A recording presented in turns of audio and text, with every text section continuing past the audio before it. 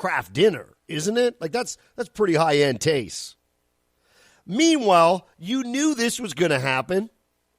I'm pretty sure I called this. I called this in the pandemic. Remember when we started wearing masks? I said, you're going to see teenagers. They're going to start dressing up so that they can go buy booze and look older. Certainly, that ended up happening.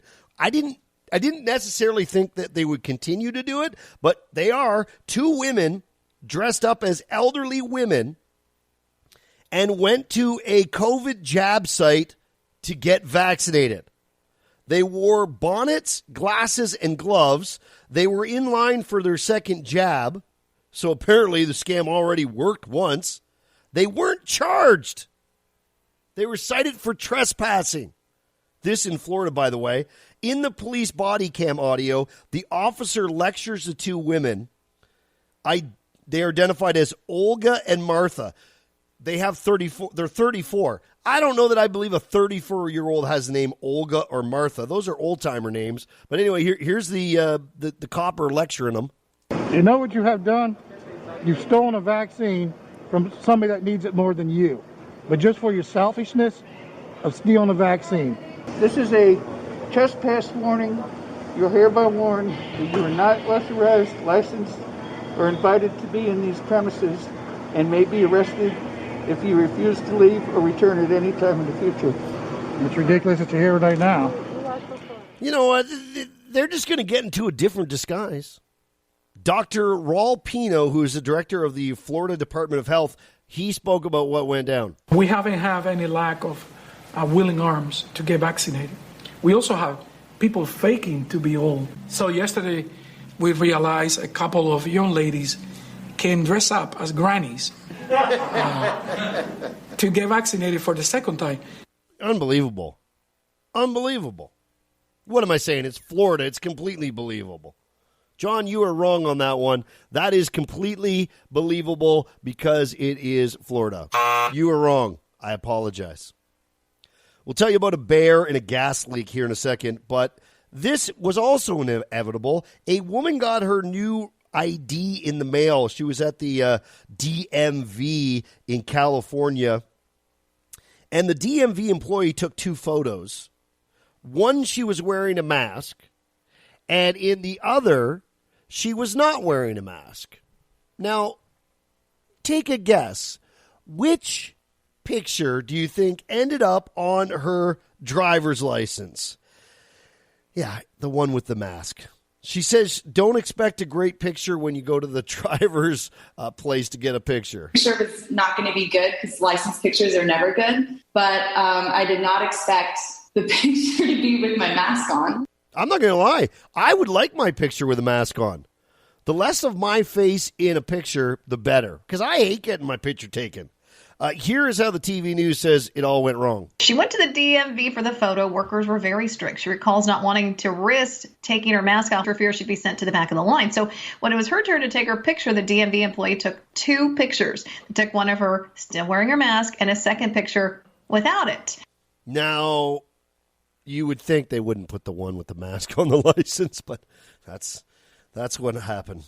All right, now imagine this scenario, because I used to have this little house in Wallaceburg, Ontario. It was like one of those wartime houses. Didn't have a basement, just had a crawl space underneath. So this is what I'm imagining. This is from Tennessee. So this homeowner, he thinks he's got a gas leak, which as a homeowner, that's scary because you don't want your whole house to blow up and ruin all your stuff. You don't want anyone to be injured. So he calls the gas company to see if they can come and check the gas line. Well, he's got one of those houses that has a little crawl space underneath.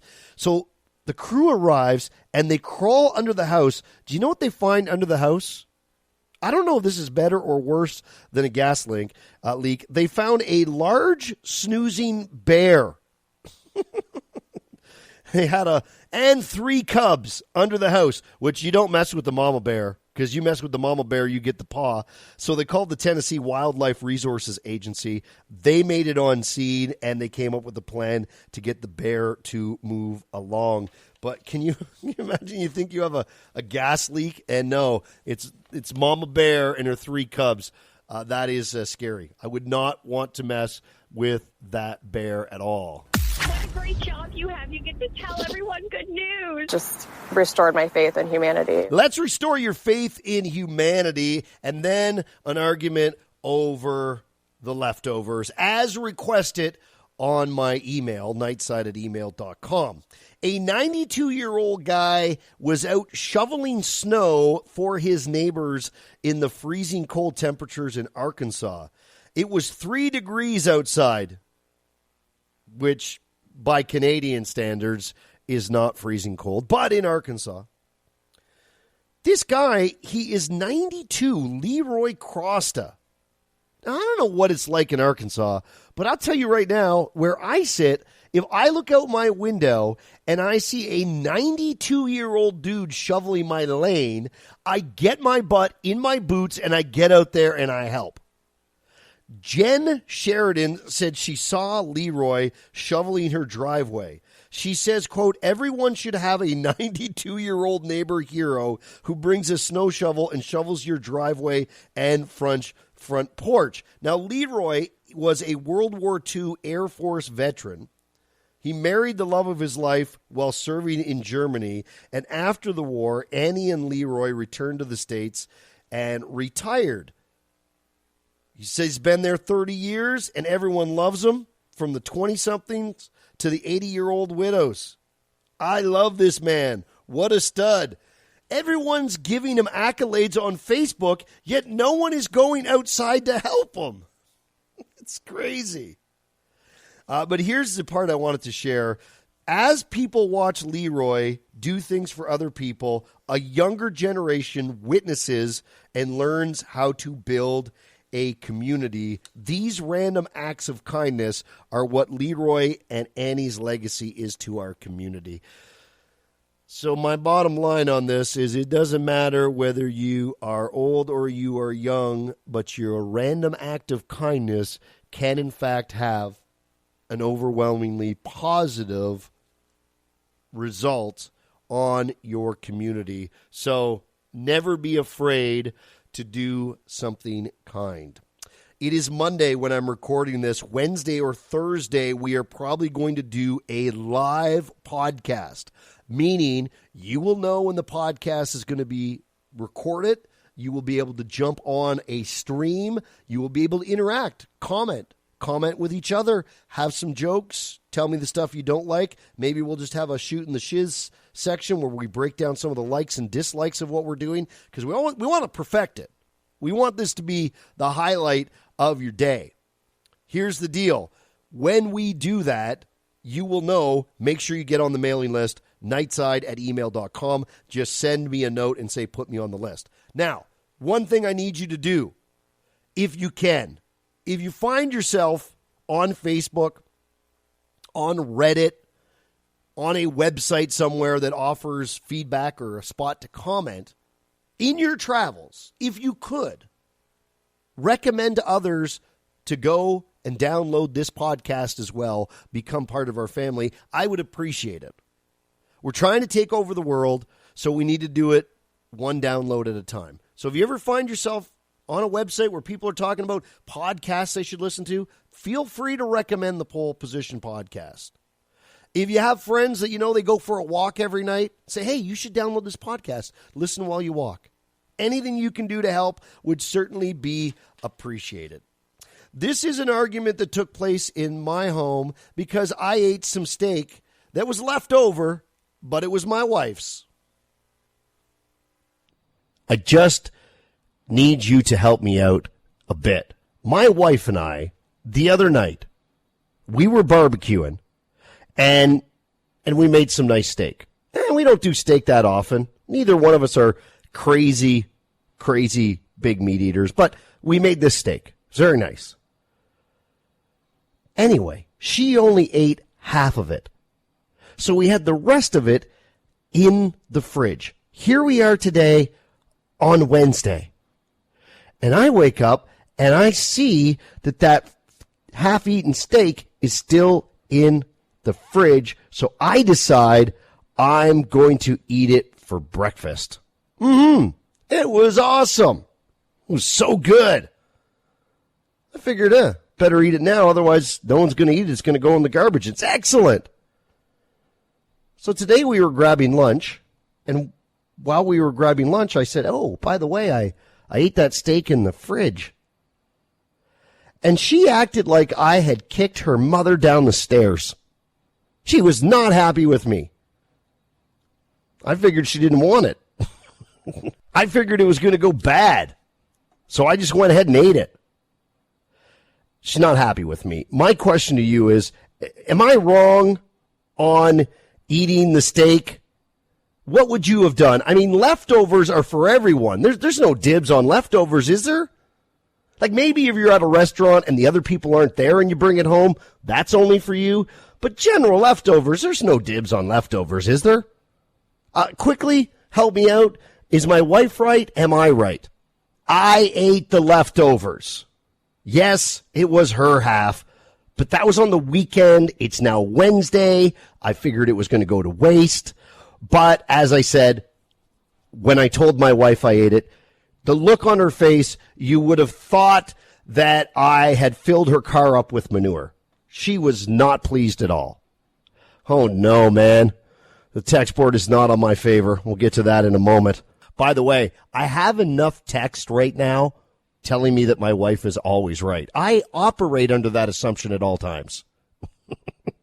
But thanks for having her back. But holy Moses, there's a lot of different takes on this, and I'll get to the text board here in a second, but let's start on the phones. Nancy's starting us off. I appreciate you being here, Nancy. Am I wrong for eating the steak? Why? It's hers. But that was the weekend. It's Wednesday. It was going to go bad.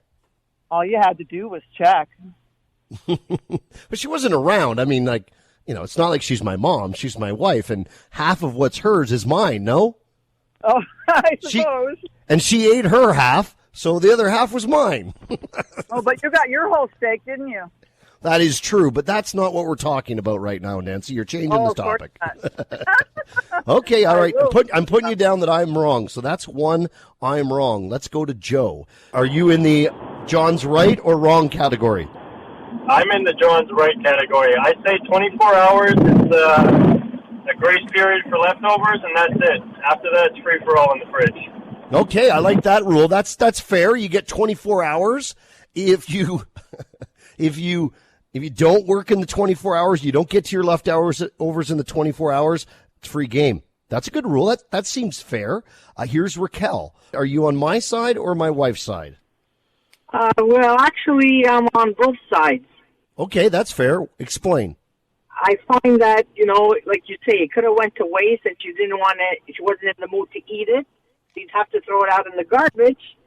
And the other side, I think you should have asked her first to say, well, sweetheart, do you want that steak that you didn't eat the night before? And she would have told you, no, you can have it. So either way, I'm on both sides. Okay, maybe I can probably bend and say I could have asked, but she was already gone to work. So really, when you do the math, she's already gone to work. So that steak it's now Thursday before she gets to it because she's gone to work. We went out for lunch, dinner. Maybe she would have had it for dinner, but I doubt it because we have a family dinner. I'm the hero in this story. I'm convinced. This is Tony. Oh, my God. John Paul, love your show.